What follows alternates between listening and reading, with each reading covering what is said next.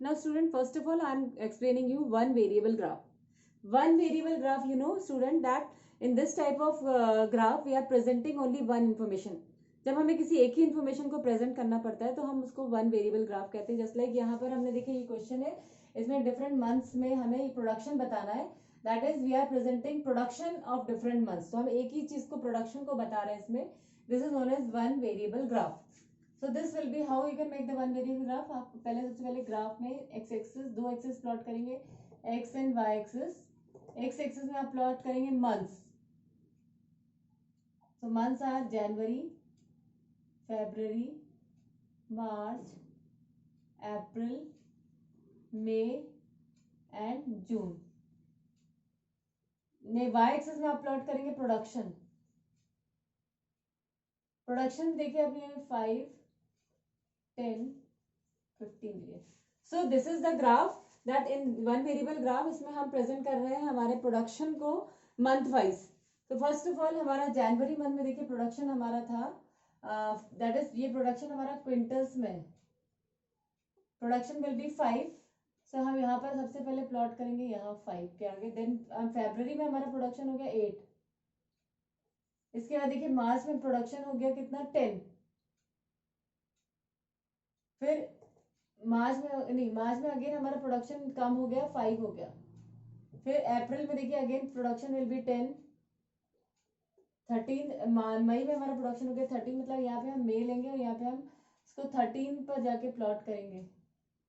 Then देखिए जून में हमारा जो प्रोडक्शन है वो कितना है 15 है. मतलब मैक्सिमम प्रोडक्शन हमें यहाँ मिला.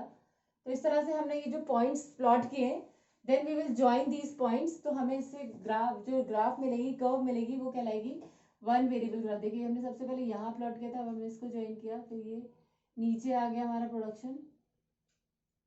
इसके बाद अगेन इट विल बी इस तरह से ये प्रोडक्शन हमारा देखिए बढ़ता ही गया. तो ये हमारा जो है कहलाएगा ये one variable graph. This is known as one variable graph. इस ग्राफ के हेल्प से हम अपनी इंफॉर्मेशन को प्रेजेंट कर सकते हैं कि देखिए जनवरी में हमारा प्रोडक्शन था 5 क्विंटल, जो कि फरवरी में बढ़कर के 8 क्विंटल हो गया. देन अगेन मार्च में हमारा प्रोडक्शन कम हो गया, तो ये कर्व हमारी नीचे आ गई 5. फिर हमारा प्रोडक्शन अप्रैल में फिर बढ़ के 10 हो गया. देन इसके बाद मई में 13 हो गया. एंड देन जून में मैक्सिमम प्रोडक्शन हमें 15 क्विंटल प्रोडक्शन मिला है. So this will be known as one variable graph, जिसमें कि हम एक ही इन्फॉर्मेशन को प्रेजेंट कर रहे हैं. मतलब हम सिर्फ प्रोडक्शन को इसमें बता रहे हैं. So this will be known as one variable graph.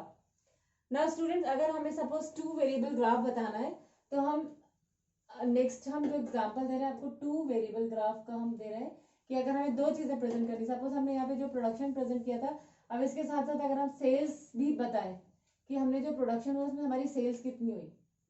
So suppose देखिए हमारा ये 7, इसी को ही हम आगे बढ़ा देते हैं. इसमें हम दो चीजें प्रेजेंट कर रहे हैं, प्रोडक्शन के साथ साथ सेल्स भी. This will be 10. Now this is again 7. This will be 13. Now it is 16. और ये हो गया हमारा 20. तो डिफरेंट सेल्स से हमारा इतना प्रोडक्शन हुआ और हमारी इतनी सेल्स हुई डिफरेंट मंथ्स में. Now this we will present with the help of graph, that is we are presenting two variable graph. अब हम इसमें क्विंटल्स नहीं बता रहे हैं प्रोडक्शन और हमारा सेल्स कितना है. तो हम यहाँ पर टू वेरिएबल ग्राफ आपको बना के दिखाएंगे. This is X axis and this is Y axis. X में अगेन आप प्लॉट करेंगे मंथ्स. हमेशा टाइम पीरियड हम एक्स एक्सिस में ही प्लॉट करते हैं. तो मंथ्स हमारे कितने हैं, जनवरी, February, March, April, May and June. And first अगर हम पहले प्रेजेंट करते हैं प्रोडक्शन, यहाँ पर हम प्रोडक्शन और दोनों ही चीजें प्रेजेंट कर रहे हैं. तो प्रोडक्शन ऑब्लिक सेल्स, दो इंफॉर्मेशन हम पुटअप करें तो ऑब्लिक करके लिखेंगे. सो हम यहाँ पे ले लेंगे 5, 10, 15, 20 तक हम अपनी इंफॉर्मेशन को ले जाएंगे. पहले हम प्लॉट करेंगे प्रोडक्शन, तो हम लेंगे मंथ्स और प्रोडक्शन. तो पहला हमारा प्रोडक्शन होगा मंथ्स में, जनवरी में 5, देन फरवरी में हो गया ये 8, मार्च में again it will be 5, then अप्रैल में हो गया ये 10, मई में इट विल बी 13 और जून में ये हो गया 15. तो इस तरह से हम इनको ज्वाइन करेंगे इस पर्टिकुलर पॉइंट्स को. तो इससे जो हमारी प्रोडक्शन की कर्व बनेगी, ये हमारा है प्रोडक्शन. नेक्स्ट हमें बनाना है सेल्स। तो सेल्स में हम ये वाला डेटा इंफॉर्मेशन को लेके, जैसे जनवरी में हमारा सेल्स थी कितनी, 7, देन फरवरी में हमारी सेल्स हो गई 10, अगेन मार्च में हमारी सेल कम होगी, फिर से 7 हो गई, फिर अप्रैल में हमारी सेल्स बढ़ गई कितनी, 13, मई में सेल्स बढ़ गई 16, और जून में हमारी सेल्स हो गई 20। तो इस तरह से हमने जो ये प्लॉट किए हैं, हम इसको ज्वाइन करेंगे। अब हम इसमें डॉटेड लाइन बनाते हैं ताकि हमें ये पता चले कि हमारी ये न्यू कर्व थी। ये अलग अलग लाइन हम अलग अलग चीज़ों को प्रोडक्ट प्रेजेंट करने के लिए बना रहे हैं। सपोज ये हमने सेल्स बनाया, तो ये हमारी जो है प्रोडक्शन कब हो गई, ये होकर हमारी सेल्स कब हो गई। इसमें देखिए हमारा जो सेल्स था वो जनवरी में 7 था, तो ये 7 से बढ़ करके 10 हो गई, तो ये अपवर्ड जाएगी। फिर देखिए प्रोडक्ट सेल्स हमारी कम हो गई, अगेन 7 हो गई, तो ये फिर डाउनवर्ड हो जाएगी। इस तरह से जो अपवर्ड कर्व होती है ये हमें इंक्रीजिंग को बताती है, और डाउनवर्ड जो है वो डिक्रीजिंग को बताती है। तो student this is 2 variable graph. इसमें हम 2 चीजें प्रेजेंट कर रहे हैं, सेल्स भी और प्रोडक्शन भी। अगर हम 3 चीजें प्रेजेंट करेंगे तो हम एक और ग्राफ बना सकते हैं। So we can present different types of information in the same graph.